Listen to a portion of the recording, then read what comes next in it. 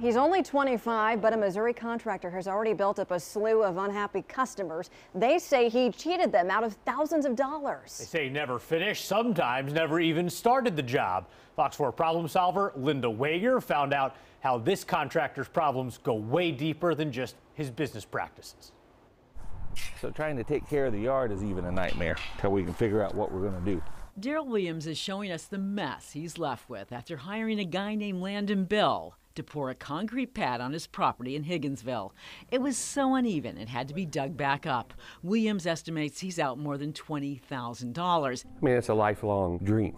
It's gone. And Daryl Williams is not alone. For an entire afternoon, Fox 4 problem solvers met with victim after victim after victim after victim of Landon Bill. We did pay him in full. It was $1,600. We paid him in full. Lynn Weeks and her husband Joseph hired Landon last year to remove cattails that had overtaken a pond in the backyard of their Kansas City home. After doing about half the work and collecting payment, he told them, I can't finish this today. I'm going to have to come back on Monday. But Monday never came. His wife was in the hospital having a baby. My kid's sick and there's something wrong with the kidneys. It was always something, and for months the mess that Landon left behind just sat there until the Weeks family started slowly getting rid of the piles on their own. It'll be a year on July 7th that we've been trying to repair the pond now. Many of Landon's customers have started a Facebook group, Scam by Landon Bill, and that's how they know there are at least 16 of them who've been scammed, with damages totaling $137,000. We met with some of them in Higginsville, not far from where Landon grew up. And the guy said, okay. Gary and Pam Ballard paid Landon $1,500. He worked for a couple of hours and then disappeared with the promise of returning Tuesday, except he didn't. Tuesday rolls around, we contacted him, said we want our money back. He says, okay, I'll write you a check and send you your money back. Right.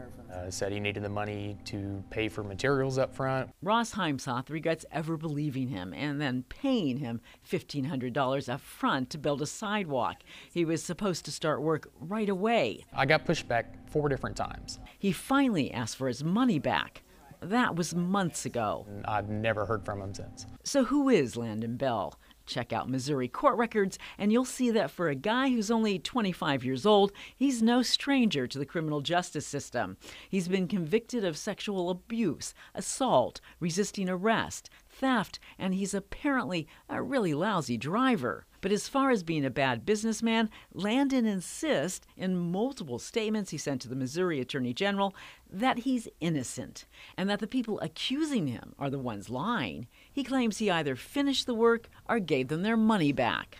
In fact, Landon says he's the real victim. In fact, Landon tried unsuccessfully to seek a restraining order against Daryl Williams after Williams posted an online warning about Landon and accused Landon of, among other things, being a sex offender.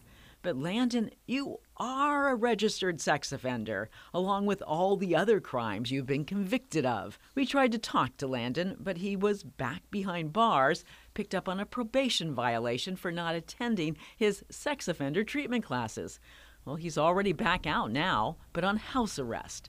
His attorney had no comment and promised to tell Landon we were trying to get his side, but so far, we haven't heard from him.